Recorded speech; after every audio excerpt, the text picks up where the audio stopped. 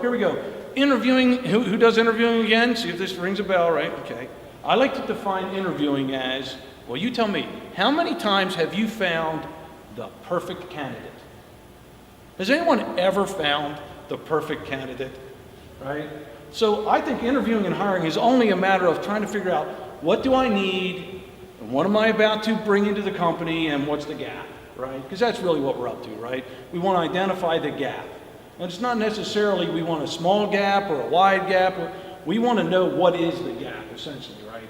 And so sometimes some of these criteria help us minimize that gap, because we're just not going to sign up for certain things, right? Doing the tablet, right? Did they have their yellow tablets? Or? Yeah, well, they didn't even have the yellow tablet, right? They were just that, right? It's Tell like, me about yourself. so, yeah, there's more to it than that, right? And that's where one of the things you'll see if you ever end up on our website, you'll see us, we talk a little bit about, it's not just an art. I think HR is always going to be an art because it has to do with people, right? But there's more of a science to it than most people want to acknowledge, right? And this is part of the science of it, right? To be consistent in how we interview and how we move people through the organization as well, right? I'll make a little comment, we'll come back to it later, I think, and that is, when we talk about maybe the job description, or when we talk about what does it take to succeed in a job, right? So a little bit of what kind of degrees will we hire for, okay? Haven't lost that tangent, don't worry. I'm going to introduce the phrase, what we're looking for are certain skills, knowledge, and behavior, are the label that I'll use, right? Because sometimes, they have to be able to, hit the nail with a hammer. That's a skill.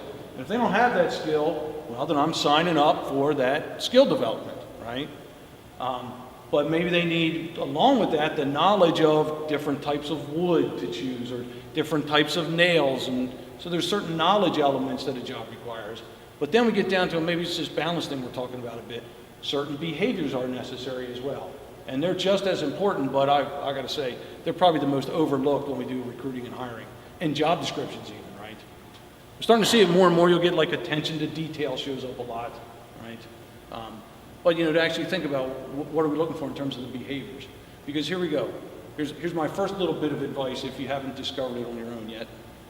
Skills you can train for, knowledge you can teach. What do you think about behaviors? Can you change someone's behavior? What'd you say? Somebody said it. Not easily.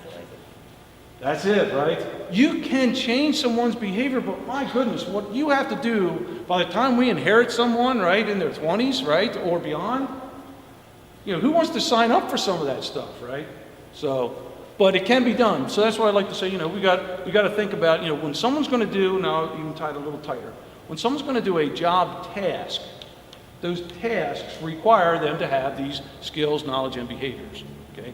Part of what we can do in the HR world is we can figure out what skills show up more often in the pool of jobs that we do, and we can begin to build training around doing those skills, right?